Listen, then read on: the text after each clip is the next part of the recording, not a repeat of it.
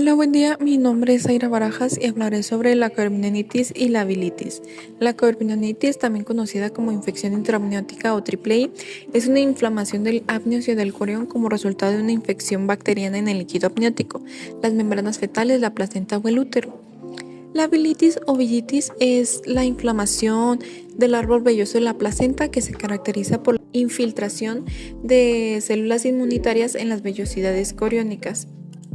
Continuando con la corionitis, pues esta es una infección que puede ocurrir antes o durante el parto y se da entre el 1 al 2% de los partos término y del 5 al 10% en partos pretérmino. Pues su fisiopatología se va a centrar en cómo los microorganismos llegan al líquido amniótico y causan esa reacción inflamatoria. Tenemos 4 vías principales, que es la vía ascendente, la más común, que es por ruptura de membranas o un parto prolongado. Pues estos agentes bacterianos que normalmente se encuentran en la región del cérvix van a ascender hacia el canal cervical hasta la bolsa amniótica y se introducen en el líquido amniótico. La vía hematógena o transplacentaria, pues algunos agentes bacterianos pueden diseminarse desde el sitio de infección distante, como infecciones urinarias o dentales, y va a ser a través de la sangre. Tenemos la vía retrógrada, que es muy poco común, y pues esta va desde la cavidad peritoneal y pasa a través de las salpinx. Tenemos la vía iatrógena, que es por procedimientos invasivos como la amniocentesis, biopsia de vellosidades coriales, cordocentesis, fetoscopías, etc. Pues una vez que se implanta el agente bacteriano, se desencadena una reacción en los tejidos adyacentes como el corión, el amnios, y va a provocar una liberación de citoquinas inflamatorias en la deciduitis. El líquido amniótico se llena de estas bacterias, lo que puede provocar que la madre desarrolle sepsis, al igual que el feto, y pues se tengan posibles complicaciones. Pues es importante erradicar estas bacterias y terminar con la gestación para evitar complicaciones graves. Pues se tienen varias etapas de invasión. La primera es vaginosis bacteriana, la segunda es la decidua, la tercera es amniótica y la cuarta es sistémica. La coronaritis es causada por una ruptura de membranas. La coronaritis causa esa ruptura de membranas también. Y pues en la fisiopatología de la bilitis tenemos 2 tipos de bilitis, que es la bilitis crónica de etiología desconocida y la bilitis infecciosa. Es más común que se dé la bilitis de etiología desconocida, pues esta se asocia también a complicaciones graves en restricción del crecimiento.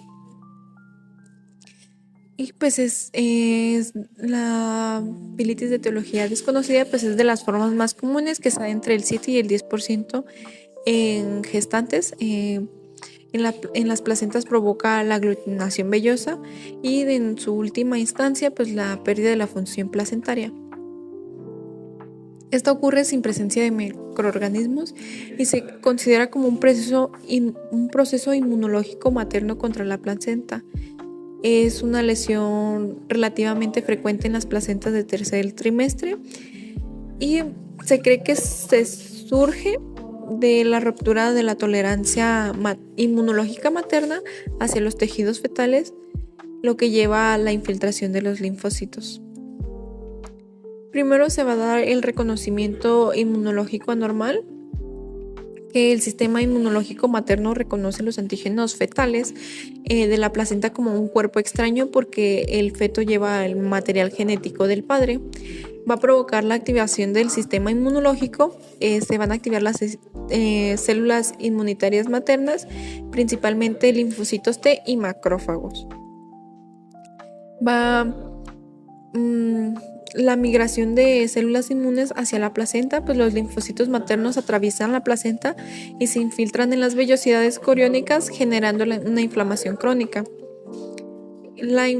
Ya al estar la inflamación crónica de las vellosidades, pues las células inmunes van a producir citocinas inflamatorias, lo que causan el daño del estroma velloso, fibrosis o necrosis del tejido placentario, lo que va a provocar un daño fetal. En algunos casos se va a producir valvulopatía fetal obliterativa, donde los vasos fetales dentro de la placenta se obstruyen o se dañan.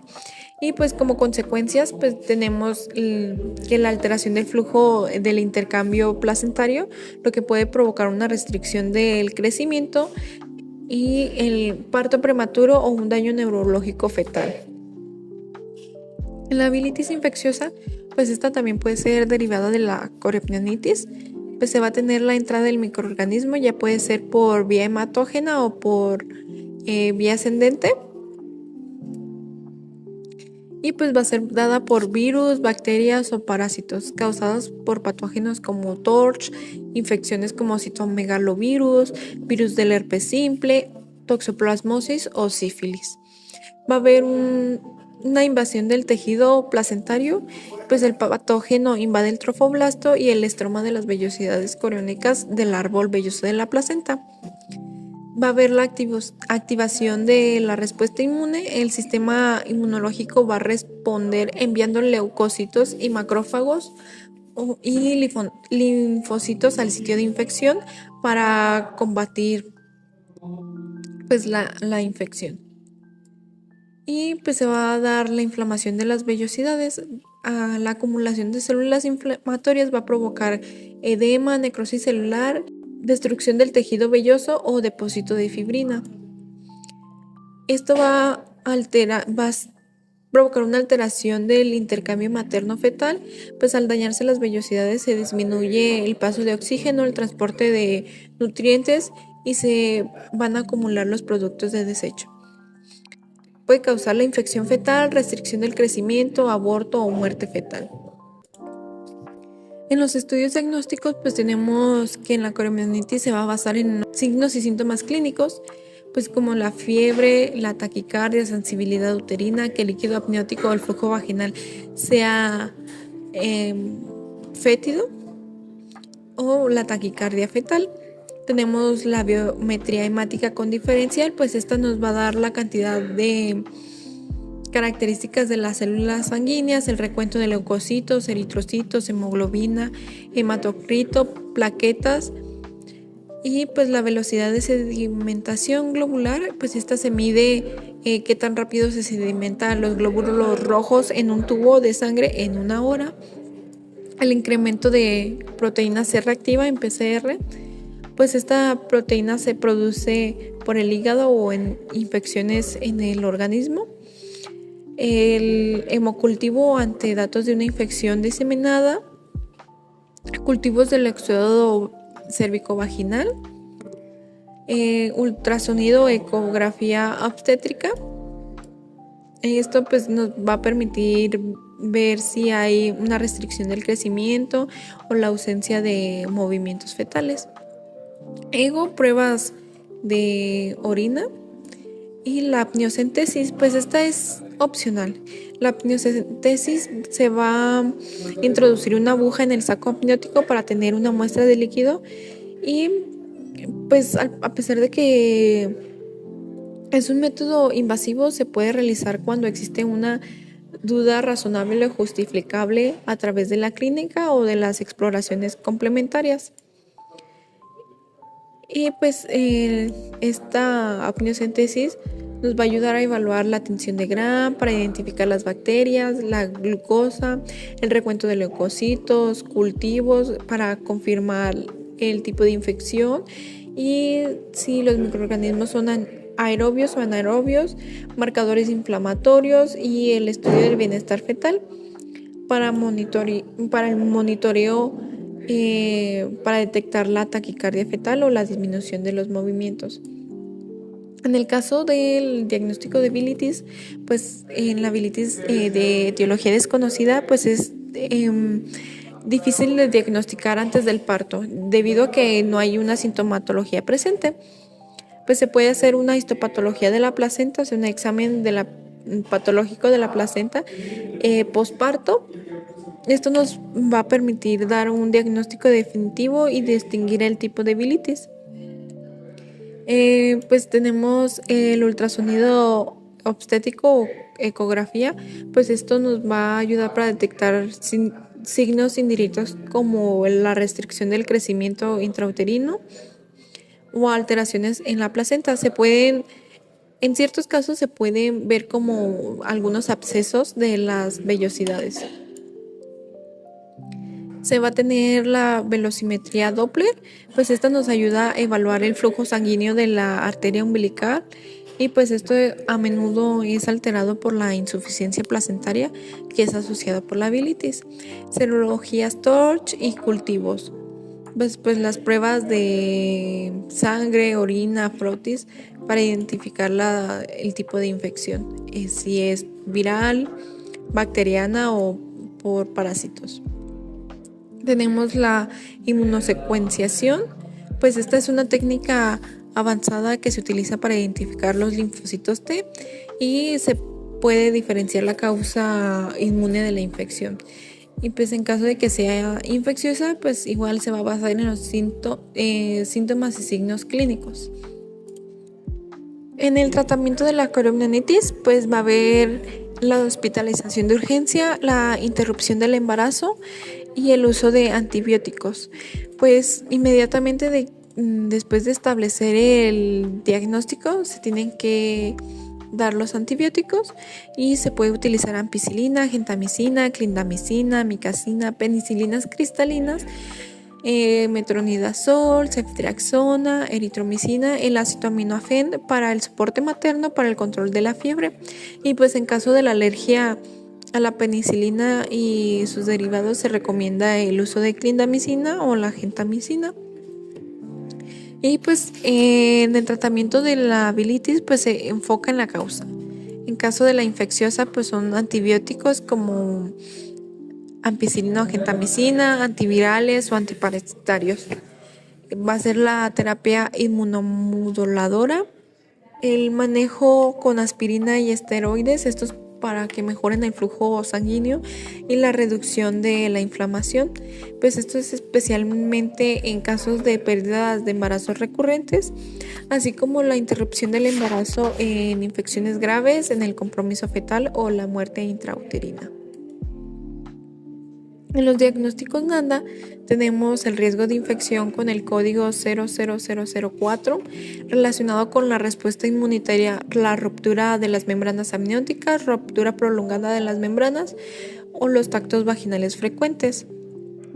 Tenemos el riesgo de deterioro de la diada materno-fetal, que es con el código 00349 relacionado con la alteración en la actividad fetal, como el retraso del crecimiento intrauterino, compromiso de la oxigenación fetal debido a la fiebre materna y la inflamación, disminución de la función placentaria, infecciones intraamnióticas, taquicardia fetal o el líquido amniótico fétido o purulento.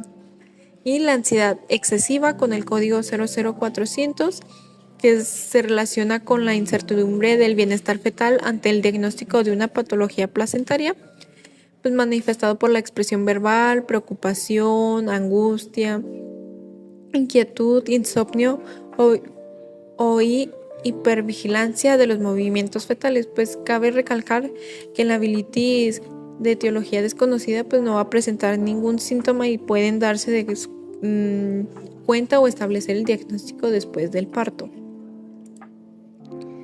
En los cuidados de enfermería pues tenemos la monitorización materna y fetal, que pues esta nos ayuda para una detección temprana, el control de los signos y síntomas, evaluar la sensibilidad uterina, si hay el líquido amniótico es fétido, así como la administración de medicamentos, el manejo de la sintomatología para ver si los síntomas se agravan o disminuyen, los cuidados durante el parto, pues ayudar en el proceso en el parto, los cuidados postparto, pues seguir con ese seguimiento y la monitorización de signos y síntomas.